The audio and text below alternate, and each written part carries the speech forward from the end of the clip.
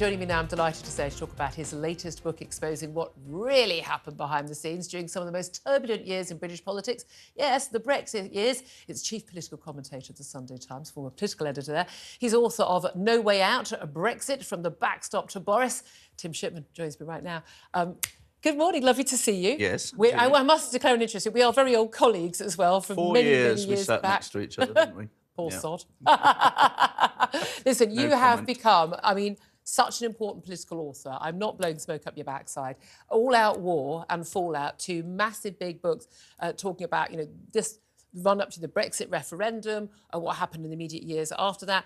It's amazing how much we know about it and how much we found out about what really happened from those books.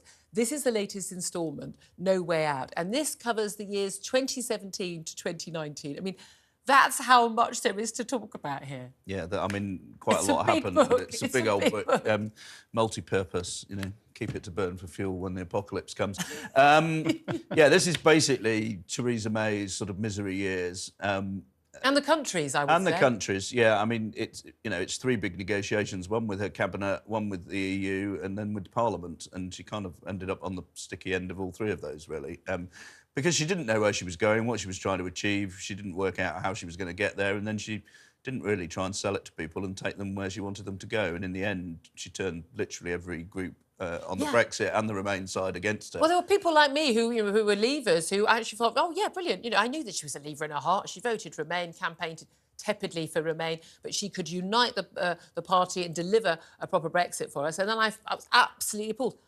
Nice lady. I mean, genuinely, I think she's a nice person. Oh, she's a good MP. Dedicated woman. I think she was a pretty good Home Secretary over the years. But she just totally failed to deliver on Brexit for Brexiteers. And that was a real... I mean, it's difficult to think back because we've had such chaos over the COVID years and over lockdown and all the battles since then and, going through a different Prime Minister every couple of months, to think back to where we were in those years with Corbyn as leader of the Labour Party, and the battles that were going on within the Labour Party as well, and the battles that were going on behind closed doors at number 10 and number 11 and everywhere else.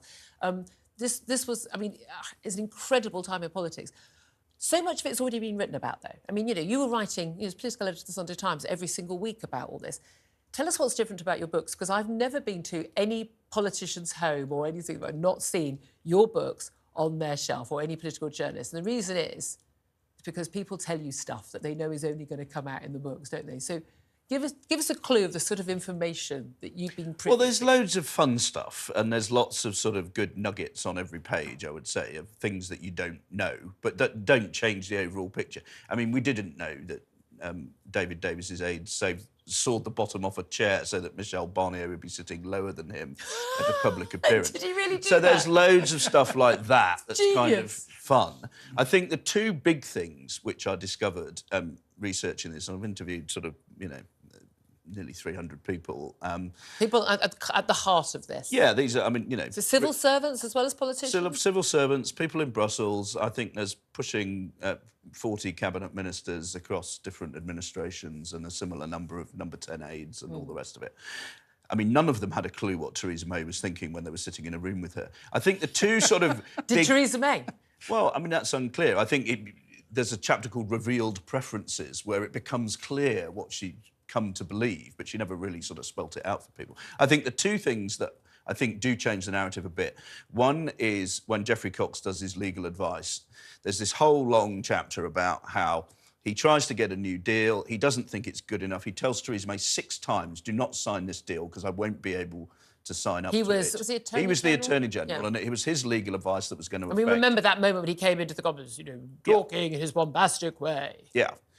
But part of the reason Theresa May pushed ahead was because there was other legal advice, and the government legal service took a different view, and they had external advice from barristers, and none of this was even leaked. Yeah. And if I'd been on Theresa May's team, I would have made damn sure that it was leaked, because that would have shifted a few votes. And if a few Tories had shifted, a few of the Labour MPs who were leaning towards it but only wanted to vote for the deal if they thought it was going to pass, might have got on board. I think the other thing, which is kind of contra what the biggest thing I got wrong when I was writing it at the time, and I think most of the writers in Britain did, was there was this view that the member states were going to help us out, and Theresa May and David Davis kept going over there and saying, you know, the member states will bypass these Brussels want to punish wicked us, people but in the Commission. Germany doesn't. Yeah. I mean, the path to Brexit is littered with the corpses of British Prime Ministers who thought Angela Merkel was going to save the day, and they were all completely wrong about that.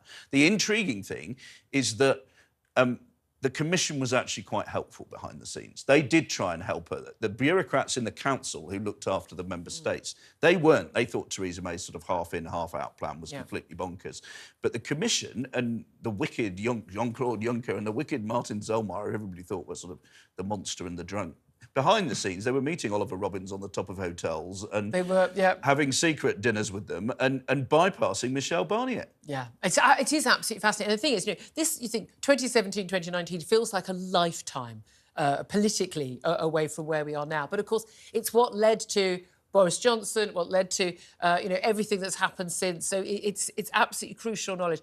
I think All Out War and Fallout both being massive bestsellers. I've no doubt at all that No Way Out will be as well. I know there's a 4th instalment that's coming as well, and that's going to cover the Boris years. The Boris years. That's called going Out, to be fun. And that's in June. And excellent. It is fun. I can't wait to read both of them. Fantastic stuff. Tim Shipman, absolutely great to have you in the studio. Philip Ingram, I mean, this is all that, how we got here, really. Yeah.